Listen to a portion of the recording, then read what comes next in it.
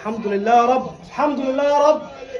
دوري الزمالك انا عايز نقطة، الحمد لله يا رب، نقطة. ألف حمد وشكر ليك يا رب. الزمالك بيفوز على سموحة، الزمالك فاضل له نقطة، الزمالك بيخلصها. الأهلي كسب النهارده 3 وبرضه المركز الثالث. الحمد لله. بيراميدز اتعادل وسهل علينا الموضوع قوي.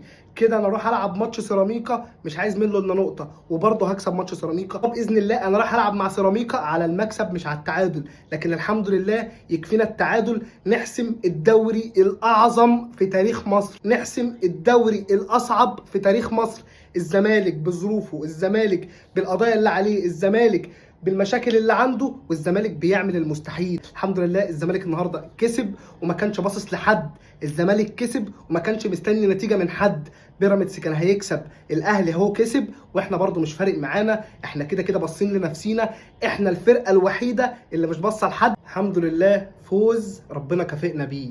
النهارده مش اداء اعلى حاجه، لكن الماتشات دي انت ما بتستناش منها الاداء على قد ما بتستنى منها النتيجه. خلاص الاداء ده انت بتسال عليه في نص الموسم، لكن في نهايات الموسم انت بتدور على المكسب، انت بتدور على الحسم، بتدور على الهدف اللي هيلحقك، انت بتدور على الهدف اللي هيخلص لك الماتشات. الحمد لله بيراميدز الماتش الجاي يكسب 20، الاهلي يكسب 30، انا مش فارق معايا، انا حتى لو اتعادلت انا خدت الدوري. عايزين نبارك للاهلي على الماتش الكبير قوي قوي قوي قوي اللي مش متفوت اللي هو عمله مع انبي. عش اهلي كان ماتش جامد، كسبت 3، ماتش كان باين جدا ان هو مش متفوت، لكن اكسب 10، اكسب 20، اكسب 30، الزمالك عايز نقطه. بيراميدز يكسب 10 20، الزمالك عايز نقطه. الموضوع انتهى خلاص. الزمالك فاضل له نقطه على الحلو، فاضل له نقطة على الحسم. الزمالك فاضل له نقطة على أعظم دوري في تاريخ مصر اتلعب. هو ده الزمالك، هو ده بتاع المستحيل. الحمد لله كان بقالنا جولتين ما فرحناش، الحمد لله النهارده فرحنا،